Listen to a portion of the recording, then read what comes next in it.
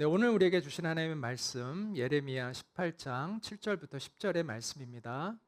내가 어느 민족이나 국가를 뽑거나 부수거나 멸하려 할 때 만일 내가 멸한 그 민족이 그의 악에서 돌이키면 내가 그에게 내리기로 생각하였던 재앙에 대하여 뜻을 돌이키겠고, 내가 어느 민족이나 국가를 건설하거나 심으려 할 때 만일 그들이 나 보기에 악한 것을 행하여 내 목소리를 청종하지 아니하면 내가 그에게 유익하게 하리라고 한 복에 대하여 뜻을 돌이키리라. 이것은 하나님의 말씀입니다. 아멘.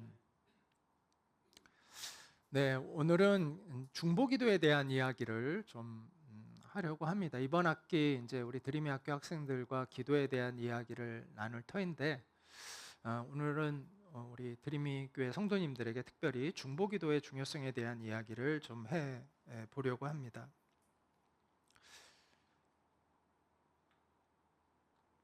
우리나라는 장로교회가 많죠. 우리도 장로교회죠. 장로교회는 흔히 예정론을 굉장히 강조하죠. 예정론을 믿습니다. 근데 이 예정론에 대해서 많은 장로교인들이 혼동하는 경우가 있는데, 어떻게 자꾸 착각하냐면 이 예정론을 운명론처럼 여깁니다. 이게 잘못된 예정론이죠.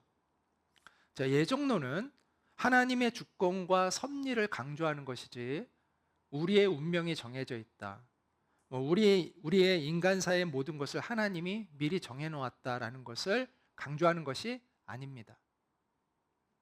물론 하나님께서 우리 인생에 개입하셔서 어떤 것을 이끌어 가시는 것이 있습니다. 그러나 우리의 모든 길을 하나님이 세사이에 정해놓고 우리를 조종하고 계시는 것은 결코 아닙니다.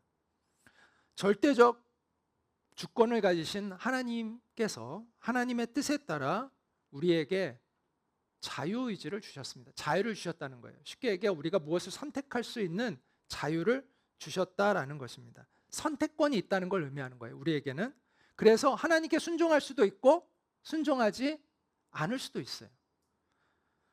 하나님은 그렇게 우리를 인격적 존재로, 인격적이라는 건 자기의 행동에 대하여 책임을 지는다는 의미가 있는 거거든요. 우리를 그런 인격적인 존재로 하나님이 창조하신 것입니다. 그래서 우리는 자유의지를 가지고 우리가 한 행동에 대하여 책임을 지는 존재입니다. 그렇기 때문에 심판도 받는 것입니다. 우리가 만약 로버트처럼 선택권이 없이 그냥 입력된 대로 살아가는 존재에 불과하다면 하나님이 우리를 심판하신다는 건 모순이죠. 그래서 예정론을 자꾸 운명론처럼 얘기하게 되면 하나님의 심판에 대한 해석을 못합니다. 예정론은 그런 의미가 아니에요.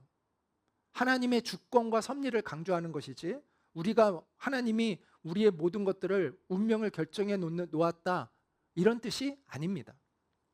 우리는 자유의지를 가진 존재이고 우리의 행동에 대하여 선택을 하고 거기에 대하여 책임을 지는 그러한 존재입니다. 이처럼 하나님은 개방성을 가지고 계세요. 닫혀 있지 않다는 거예요. 열려 있다는 거예요.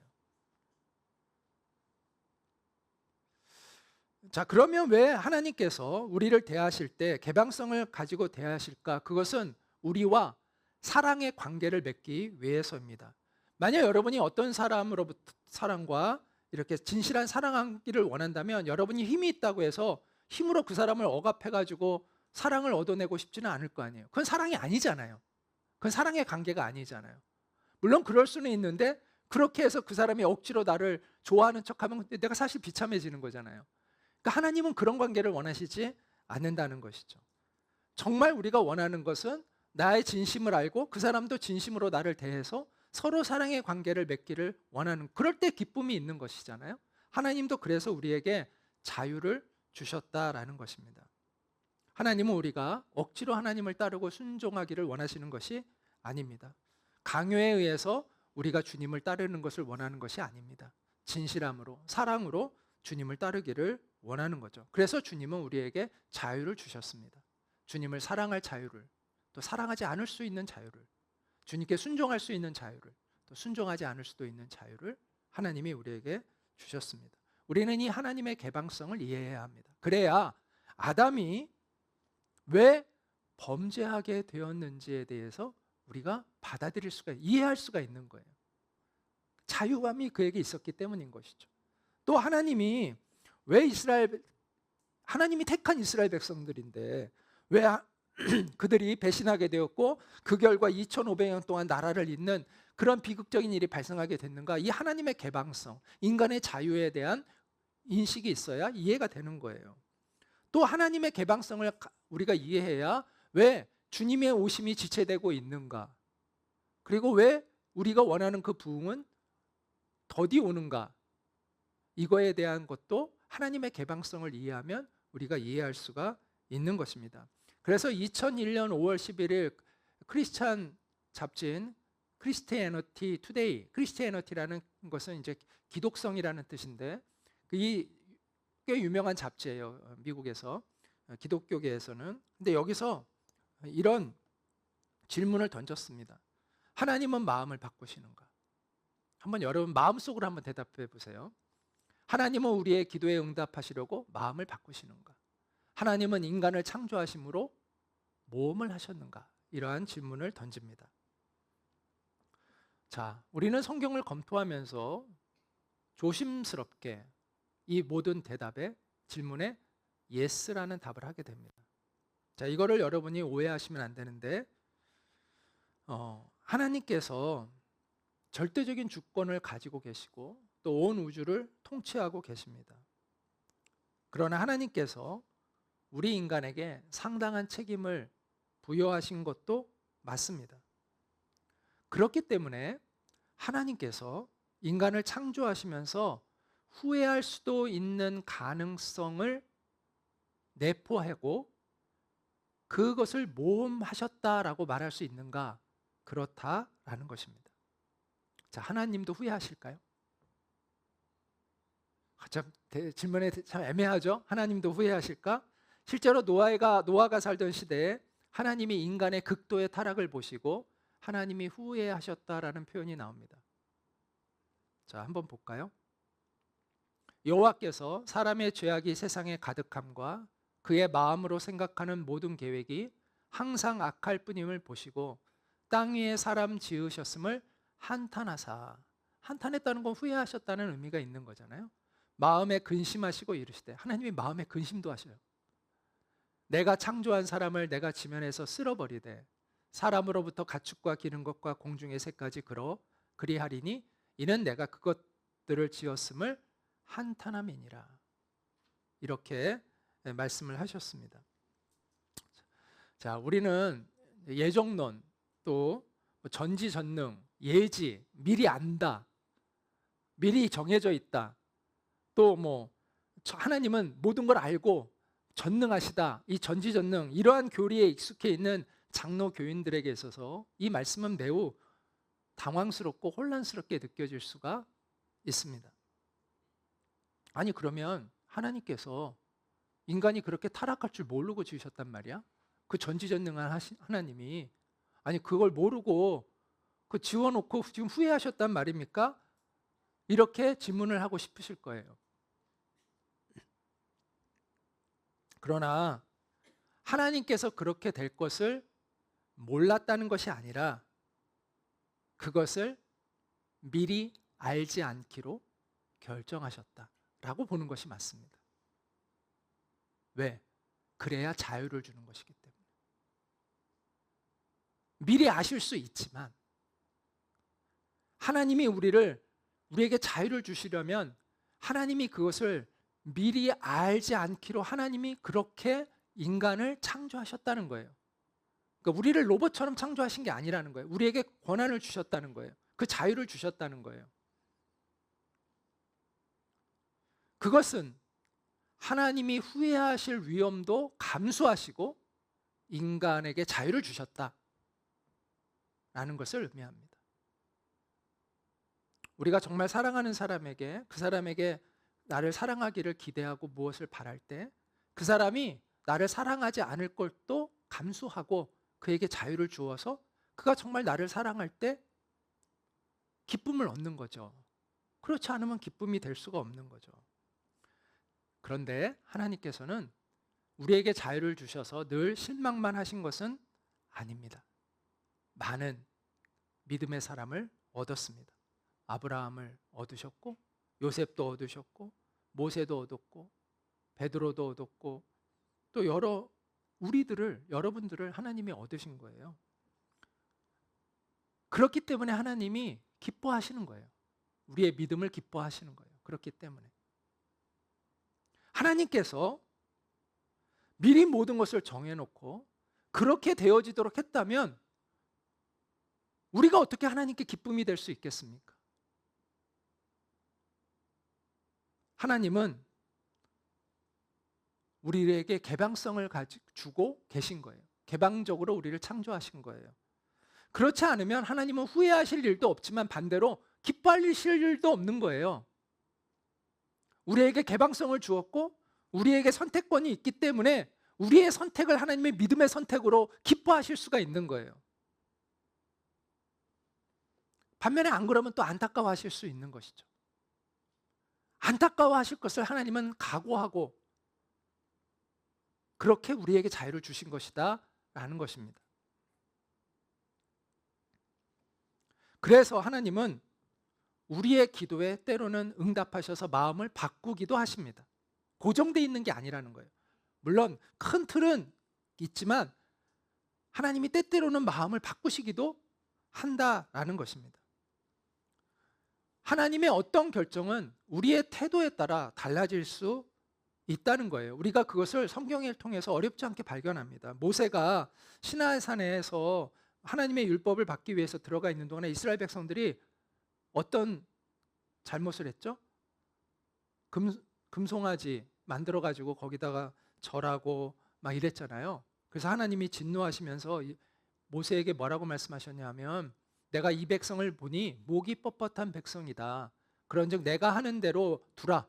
그들을 멸하겠다는 거예요. 내가 그들에게 진노하여 그들을 진멸하고 너를 모세를 통해서 큰 나라가 되게 하리라. 이렇게 하나님이 이야기합니다. 그때 모세가 그 백성들을 위해서 하나님 앞에 중보합니다. 이렇게 얘기합니다. 주의 맹렬한 노를 그치시고 뜻을 돌이키사 주의 백성에게 이 화를 내리지 말아 주십시오. 간절히 간청을 합니다. 그 결과는 어떻게 되었냐면 하나님께서 뜻을 돌이키사 말씀하신 화를 그 백성에게 내리지 아니하시니라. 이렇게 성경은 말씀하고 있습니다. 여기서 우리는 급격한 하나님의 감정의 변화를 보게 됩니다. 모세라는 한 중보자의 그 기도에 감동을 받아서 하나님께서 뜻을 돌이키신 것을 우리에게 보여줍니다.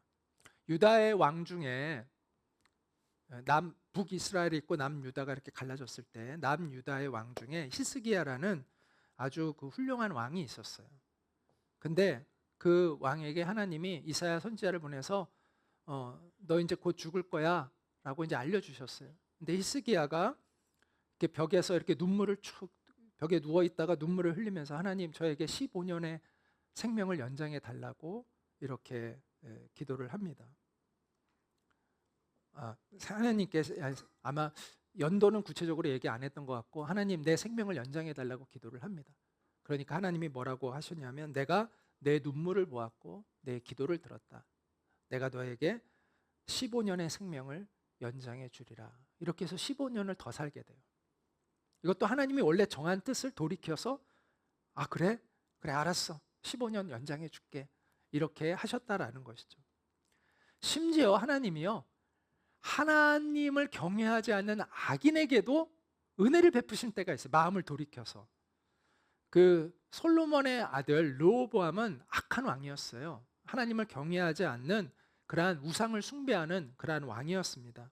그 결과 이집트의 군대가 침입을 합니다.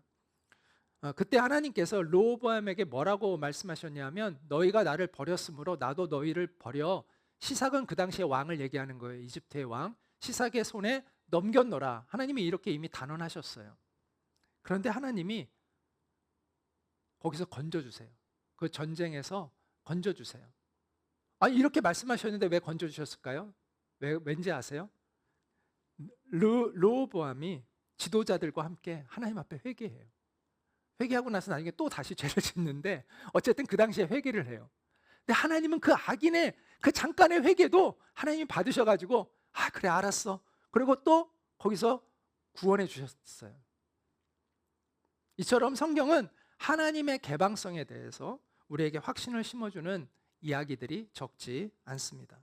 더욱이 하나님께서는 우리가 읽었던 아까 예레미야 18장 7절부터 10절에서 하나님의 개방적 성품에 대해서 분명하게 말씀합니다. 내가 어느 민족이나 국가를 뽑거나 부수거나 멸하라 할 때 너희는 이제 멸할 거야, 망할 거야 라고 할 때 만일 내가 말한 그 민족이 악에서 돌이키면 내가 그에게 명한 그 재앙을 내리지 않겠다, 이렇게 얘기하세요. 내가 뜻을 돌이킬게 라고 얘기하세요.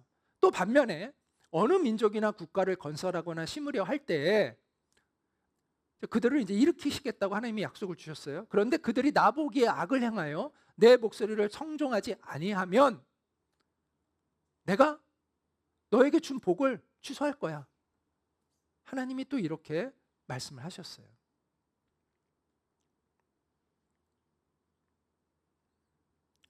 많은 성도들이 하나님이 주신 비전, 하나님이 주신 환상, 하나님이 주신 약속, 그것이 무조건 이루어지는 것처럼 착각을 합니다.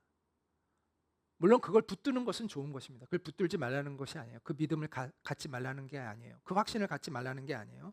그런데 거기에는 늘 한 가지 조건이 있다는 걸 알아야 돼요. 그 하나님 앞에 진실하게 살아가는 거예요. 하나님 앞에 순종하는 마음을 가지고 그것이 하나님과의 기본적인 전제 조건 속에서 하나님이 약속하신 것이지, 그 인격적인 기본적인 전제 조건 없이 하나님이 한 비전은 기계적으로 이루어지거나 하나님이 한 약속은 기계적으로 이루어지는 것은 아닙니다. 그렇게 착각하면 안 된다라는 거예요.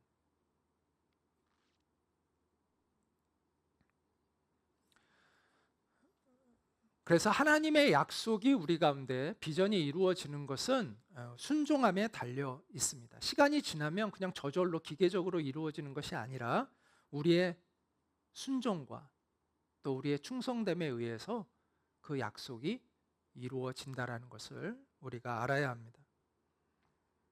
자, 우리는 이 개방성을 이해할 때 왜 우리가 하나님 앞에서 기도해야 하는가를 알게 됩니다. 자, 중보기도라는 게 뭐냐면, 중보기도는 뭐예요? 우리가 보통 우리 자신을 위해서 많이 기도하는데, 중보기도는 나 자신을 위한 기도가 아니라 남을 위한 기도, 또 우리의 공동체를 위한 기도, 교회를 위한 기도, 학교를 위한 기도, 또 이런 공동체를 위한 기도, 또 우리의 나라를 위한 기도, 이런 기도를 중보기도라고 합니다. 나를 위한 기도가 아니라 다른 사람들, 공동체를 위한 기도를 우리가 중보기도라고 합니다. 하나님의 부르심에 우리가 순종해야 되는데, 그 부르심에 순종하는 것 중에 하나가, 또 우리가 선교하는 것도 주님의 부르심에 순종하는 것인데, 그 중에 하나가 바로 이 중보 기도입니다. 하나님은 우리에게 단순히 기도하기를 원하시는 것이 아니라 우리에게 기도를 명하셨습니다. 기도하라고 명하셨습니다. 하나님은 기도를 통해서 이 세상을 변화시켜 가십니다. 자, 이 말씀을 우리가 지금 저의 이 말을 우리가 오해하면 안 되는데, 우리에게 주권이 있다는 게 아닙니다. 우리에게 주권이 있으니까 우리가 기도하면 이루어진다, 이런 게 아닙니다. 기도는 우리 인간에게 영광을 가져다 주는 행위가 아닙니다. 왜냐하면 기도의 본질을 잘 아셔야 돼요. 기도는 내가 할 수 없기 때문에 하는 것입니다. 내가 할 수 있어서 하는 것은 기도가 아니에요. 내가 할 수 없기 때문에 기도하는 거예요. 그래서 기도는 우리에게 영광을 가져다 주는 행위가 아닙니다. 하나님께 영광을 가져다 주는 행위입니다. 그래서 하나님은 기도하라고 하시는 겁니다. 기도를 통해 하나님의 역사하시는 겁니다. 하나님은 먼저 기도하게 하심으로 하나님의 역사를 준비시키고, 그 기도를 통해서 무엇이 이루어졌을 때 비로소 우리가 하나님이 하셨구나 라고 고백하게 되는 것입니다. 내가 기도 없이 뭘 했다가 이루어져요? 그럼 내가 해서 이루어진 게 되는 건데, 하나님이 우리로 하여금 기도하게 하셔서 그것이 이루어지게 하심으로 하나님이 하셨구나를 나도 알고 사람들도 알게 하시는 것이 바로 우리에게 기도를 명령하시는 중요한 이유 중에 하나입니다. 그래서 우리는 우리의 변화를 위해서 기도해야 합니다. 개인적인 기도도 우리의 변화를 위해서, 내가 원하는 걸 얻기 위한 목적보다 그것이 중요한 게 아니라 하나님의 뜻이 이루어지고 내 삶이 하나님의 뜻에 합당하게 변화되기를 위해서 우리가 개인 기도도 거기에 초점을 맞춰야 되고요. 중보 기도도 이 세상을 변화시키기 위한 그 중보 기도도 우리가 더불어 해야 합니다. 미국의 저명한 신학자였던 성서학자였던 이 월터 윙크라는 사람이 있습니다. 이 사람이 역사는 중보 기도자에게 달려 있다라고 이야기를 했습니다. 아주 탁월한 성경학자예요. 이 사람은 뭐 기도 중심의 그런 은사주의자가 아니에요. 근데 이 사람도 역사는 중보 기도자에게 달려 있다라고 이야기를 했습니다. 리차드 포스터라는 이 사람은 영성 운동가이기도 한데 이 사람은 만일 우리가 올바르게 기도한다면 역사 가운데 어떤 일들이 일어나게 될 것이다라는 이야기를 했습니다. 우리가 정말 우리의 역사가, 우리의 생사 화복이, 또 우리 공동체의 운명이 하나님의 주권에 있다라는 것을 믿고 있다면 우리는 그 하나님의 뜻을 따라서 기도하는 중보 기도자가 되어야 합니다. 중보 기도는 영적 전쟁을 수행하는 기도입니다. 예수님께서 이 땅에 오신 목적에 대해서 이렇게 이야기하고 있는데 한번 같이 읽어볼까요? 시작. 하나님의 아들이 나타나신 것은 마귀의 일을 멸하려 하심이라. 자, 마귀는 에덴 동산에서 하나님이 인간에게 주신 그 권위를 탈취했습니다. 하나님이 우리에게 만물을 다스리도록 하나님이 우리에게 권한을 위임하셨잖아요. 그런데 마귀가 그것을 빼앗아 갔습니다. 예수님은 그 권세를 우리에게 다시 되돌려 주시기 위해서 이 땅에 오셨다고도 말할 수 있습니다. 마귀가 지배하고 점령하는 세상에 하나님의 나라가 침투한 것이죠. 예수님께서 마귀의 지배를 받고 있는 사람들을 치유해 주신 것은 이제 하나님의 나라가 우리 가운데 임했다라는 것을 증명하는 그러한 증거들이었습니다. 마귀는 예수님이 오시기 전까지 이 땅에서 마음껏 이 세상을 다스리고 있었습니다. 그런데 예수님의 오심으로 인해서 마귀는 전면적인 공격을 당하고 치명적인 타격을 입게 되었습니다. 2차 세계대전 당시에 가장 중요한 작전이 있죠. 그게 노르망디 상륙 작전입니다. 원래 D-Day라는 용어는 군사 용어입니다. 그래서 비밀스러운 날짜를 얘기할 때 D-Day라고 했는데 하도 이 노르망디 상륙 작전이 유명했기 때문에 요즘은 이제는 D-Day 하면은 노르망디 상륙 작전일을 기념하는 그러한 고유 명사처럼 쓰이죠. 더 D-Day라고 이야기를 합니다. 자, 더 D-Day, 노르망디 상륙 작전이 일어난 그날 엄청난 희생을 치렀습니다. 그러나 연합군은 성공을 하죠. 자, 성공을 했을 때 사람들은 직감했습니다. 이제 전쟁의 승패는 기울었다. 이제 연합군의 승리는 곧 눈앞에 올 것이다라는 것을 확신할 수가 있었습니다. 그 이후에도 치열한 전투는 계속 이어졌지만 전쟁의 흐름은 완전히 이 더 D-Day를 통해서 완전히 전세가 바뀐 거죠. 예수님께서 십자가에 죽으신 그것은 바로 더 D-Day와 같습니다. 예수님은 하나님의 나라를 성공적으로 침투시켰고 영적인 상륙 거점을 확보하신 것이죠. 그것은 마귀의 세력이 이제 치명적인 패배를 당했음을 의미합니다. 이제 예수님께서 우리에게 땅 끝까지 나아가라, 정복하라, 땅 끝까지 복음을 전하라 라는 명령을 주셨습니다. 그것은 우리가 마지막 승리할 수 있는 그 승리에 참여하는 기회를 우리에게 주신 것이다 라고 생각할 수 있는 거고요. 우리는 이 부르심을 영광스럽게 여기고 그것을 위한 전투를 해야 합니다. 그 전투는, 영적 전투는 뭘 통해서 하는 거죠? 기도를 통해서 하는 것입니다. 예수님은 요한계시록 2장과 3장에서 7교회에 보낸 편지를 보냈는데 그 교회에 대한 메시지를 마칠 때마다 반복되는 것이 있습니다. 이기는 자에게는 이라는 것입니다. 이기는 자에게는. 여기서 이긴다라는 말은 어떤 의미냐 하면은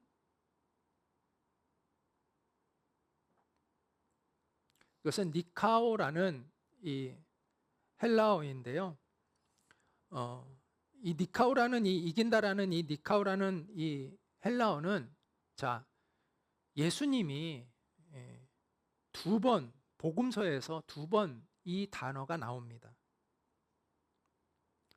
자, 예수님이 내가 세상을 이기었노라 이렇게 말씀하실 때 이 단어를 썼고요.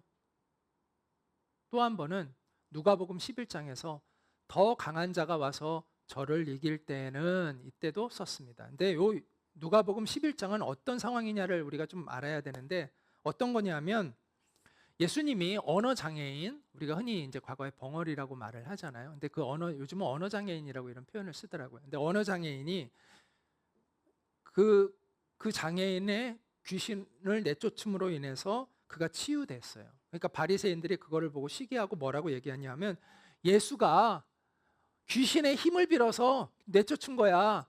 귀신의 왕 바알세불이라는 힘을 빌어서 예수가 그 귀신을 내쫓았어. 이렇게 모함을 합니다. 그때 예수님께서 이렇게 대답을 하십니다. 내가 만일 하나님의 손을 힘입어 귀신을 쫓아내는 것이면, 여기서 하나님의 손은 뭘 의미하냐면 성령의 능력을 얘기하는 거예요.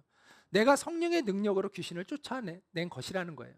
그것은 무슨 의미냐? 하나님의 나라가 너희 가운데 임했다는 것을 의미하는 거야. 이 사건은 하나님의 나라가 임했다는 것을 보여주는 사건이야 라고 예수님이 이야기를 하십니다.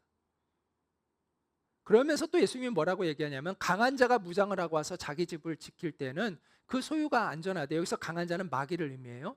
그런데 더 강한 자가 왔다는 거예요. 여기서 더 강한 자는 성령님을 얘기해요. 더 강한 자가 와서 저를 이길 때는 저의 믿던 무장을 빼앗고 저의 재물을 나누느니라. 이것은 성령의 능력으로 되어지는 일이야.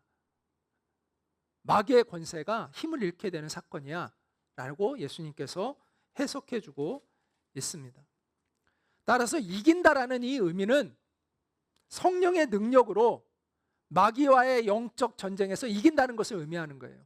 예수님께서 교회들에게 이기는 자에게 라고 말씀하셨는데, 이기는 자에게 내가 면류관을 주겠다, 이기는 자에게 내가 상을 주겠다고 하셨는데, 그 이긴다라는 것은 바로 영적 전쟁에서 이기는 것을 의미합니다. 마귀와의 영적인 이 전쟁에서 예수님의 이름으로 승리하는 삶을 살아가라고 이야기하고 계신 것이죠.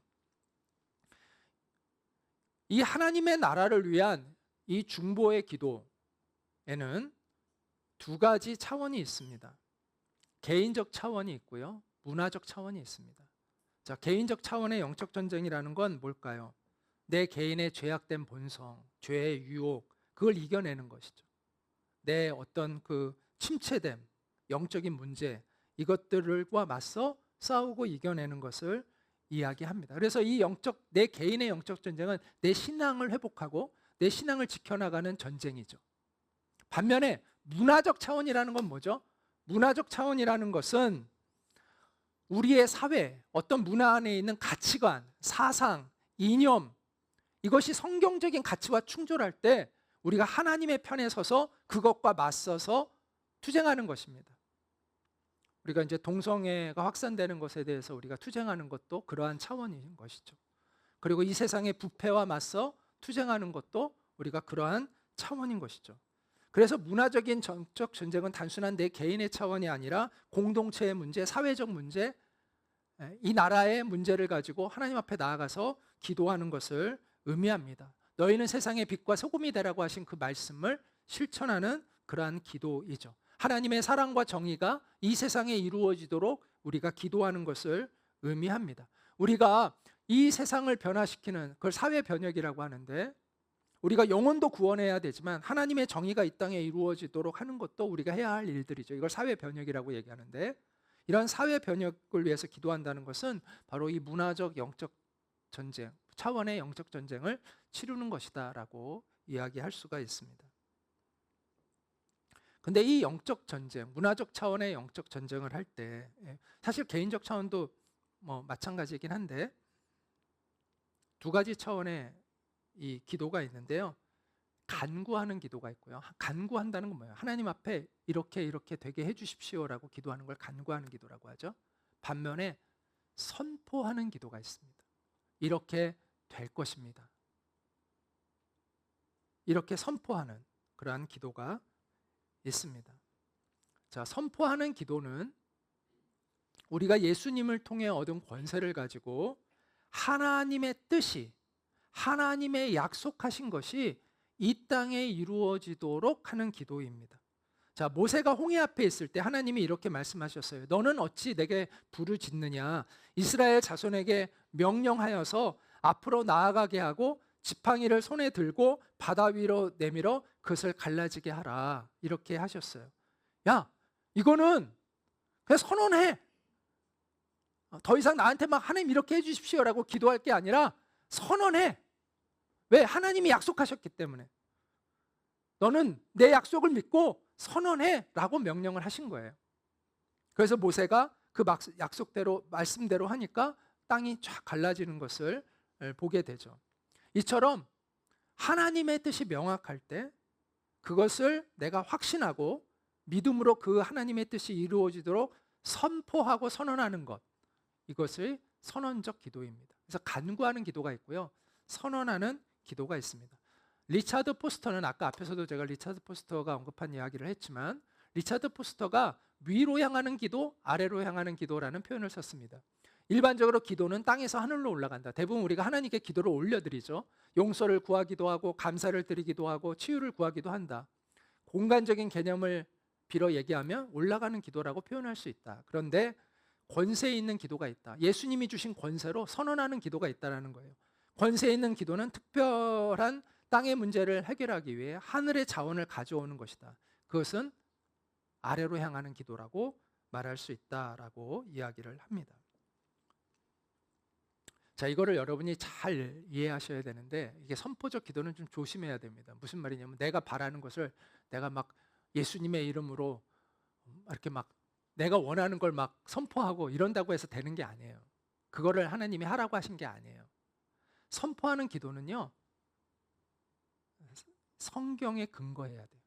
반드시 하나님의 뜻이 확인되어야 되고 성경에 근거해서 내 권위가 아닌 하나님의 약속의 권위를 가지고 선언하는 것이 선포적 기도입니다. 이걸 잘못하게 되면은 내가 교만한 행위가 되는 거죠. 오만함이 되는 거죠.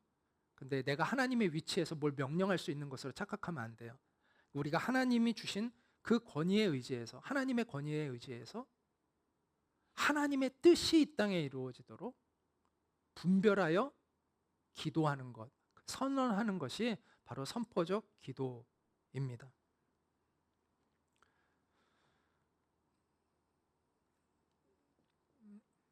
그래서 선포적 기도라는 이 표현은 사실은 엄밀한 의미에서 기도라는 건요, 원래 원어가 간청하다는 뜻이에요.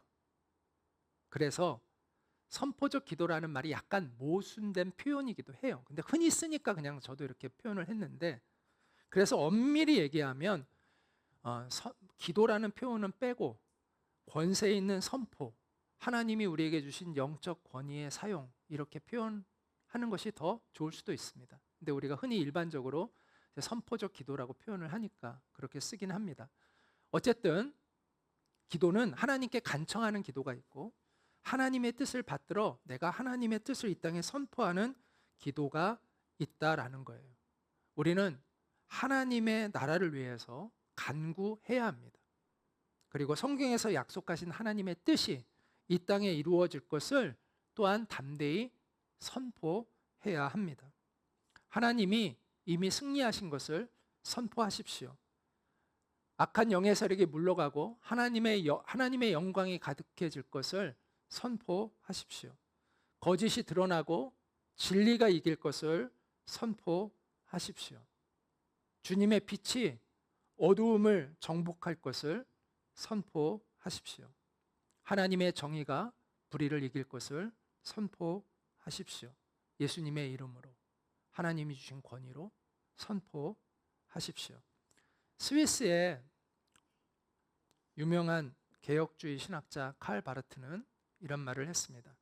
기도를 하려고 두 손을 모으는 것은 이 세상의 혼란에 대항하여 일어서는 행동의 시작이다. 우리는 자주 개인의 기도에만 익숙해 있습니다. 그러나 주님의 제자가 되려면 중보 기도가 익숙해져야 합니다. 이 세상의 혼란, 이 세상의 불의, 그 어둠에 대항하여 손을 모으십시오. 그리고 이렇게 간구하며 선포하십시오. 나라가 임하시오며 뜻이 하늘에서 이루어진 것 같이 땅에서도 이루어지이다. 이것은 간구이며 동시에 선포이기도 합니다. 예수님이 우리에게 가르쳐 주신 기도이죠. 나라가 임하시오며 뜻이 하늘에서 이루어진 것 같이 땅에서도 이루어지이다.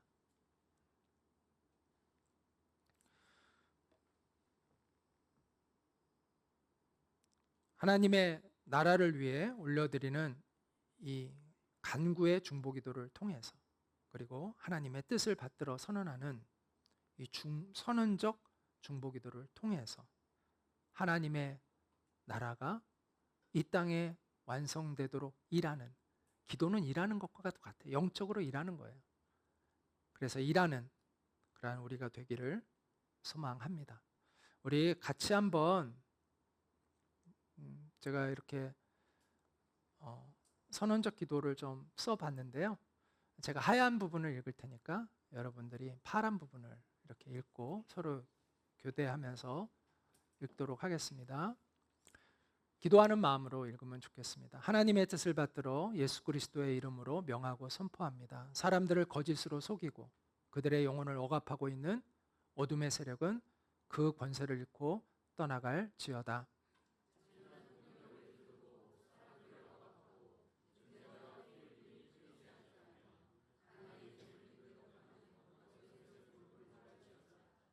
어두움이 빛을 이기지 못할 것이며 거짓이 진리를 이기지 못할 것이며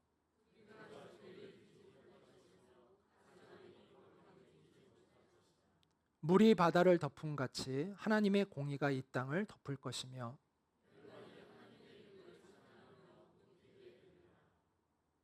내가 세상을 이겼노라 말씀하신 주님, 우리도 세상을 이기게 하옵소서.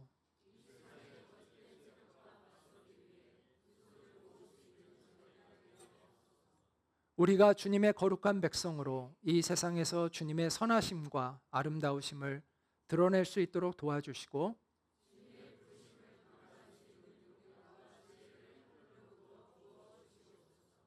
하나님 아버지의 뜻이 하늘에서 이루어진 것 같이